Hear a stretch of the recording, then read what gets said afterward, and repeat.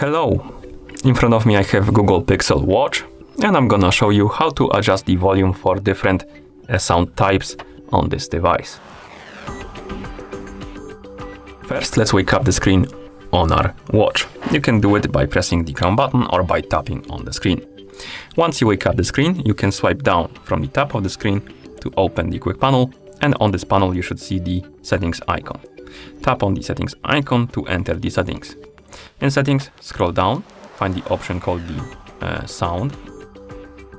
It should be somewhere here. Oh, it is here. Find the option called sound and tap on it. And here we have different types of volumes. We have the media volume, call volume, ring and notification volume, and alarm volume.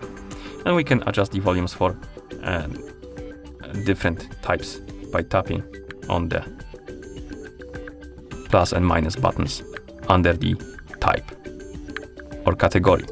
So, for example, media, call volume, ring and notifications, and finally the alarm volume. And once you're done adjusting the volume, you can press the crown button to go back to watch face. And that's how you adjust the volume for different sound types on this watch. Thank you for watching. If you found this video helpful, please consider subscribing to our channel and leaving the like on the video.